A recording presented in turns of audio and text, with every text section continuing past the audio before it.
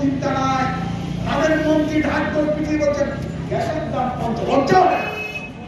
যারা সরকার আসছে মানুষের কল্যাণ করবে, জিনিসের দাম কমানো বলেছে, আজকে তারা মাইক নিয়ে সাংবাদিক 50 টাকা গ্যাসের দাম বাড়ানো, তার জন্য সব কিছুর দাম বাড়ছে। আজকে পেট্রোল ডিজেল অবস্থা কি?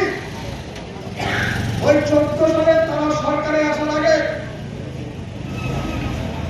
1 লিটার কাঁচা তেলের যা দাম ছিল তার থেকে অনেক কম। 1 লিটার কাঁচা তেলের দাম 34 টাকা, আর আমাদের 100 টাকা দিয়ে কিনতে হয়। বাকি টাকা কোথায় নয়, তারা ট্যাক্স হিসাবে কেন্দ্রের সরকার নিয়ে চলে যায়। তারা বাহানা বানায় আন্তর্জাতিক দাম বেড়েছে, আমাদের বাড়িতে এখন তো দাম কমেছে, মরছে না কেন? আজকে একটা জিনিসের দাম কমাছে। আমাদের রাজ্যে যারা ব্যবহারিক সরকার চালা, যারা বলছে সুসাধারণ মানুষ কোনো অসুবিধাই নেই, যারা প্রতিশ্রুতি 200 দিনে কাজ দেবেন জায়গায় 340, এখন 6 মাস ধরে কাজ করেছেন, টাকা পায় না, রাস্তায় দাঁড়াচ্ছে। কোন জায়গায় বলছেন ক্ষমা করবেন, টাকা দিতে পারলাম না।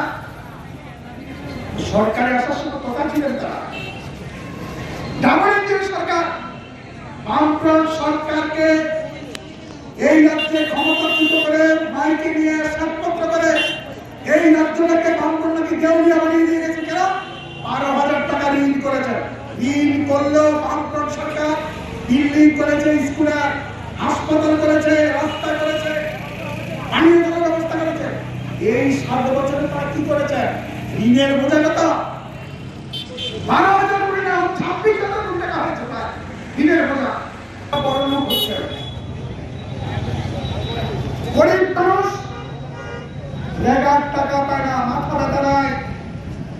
ওষুধের দাম বাড়ে, মাথা ব্যথা নাই। গ্যাসের দাম বাড়ে, মাথা ব্যথা নাই। রাস্তা নষ্ট হয়েছে, মাথা ব্যথা নাই। বন্যায় ক্ষতি হয়েছে, মাছের ক্ষতি হয়েছে, কৃষকের ক্ষতি হয়েছে, তার কোনো মাথা ব্যথা নাই। কি করতে হবে?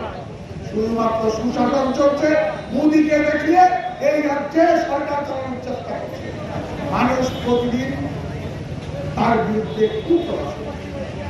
আমরা একটা আন্দোলন করব, এই ওয়ার্ক অফ আইন শুধু মুসলিমের বিরুদ্ধে, এটাও ভারতবর্ষের সাম্প্রদায়িক নীতিকে কার্যকরী করার জন্য, ভারতবর্ষের কর্পোরেটদের সাহায্য করার জন্য এই নীতি, এটার বিরুদ্ধে সবাইকে ঐক্যবদ্ধ হবে। জিনিসের দাম মানুষ কমিউনিকেট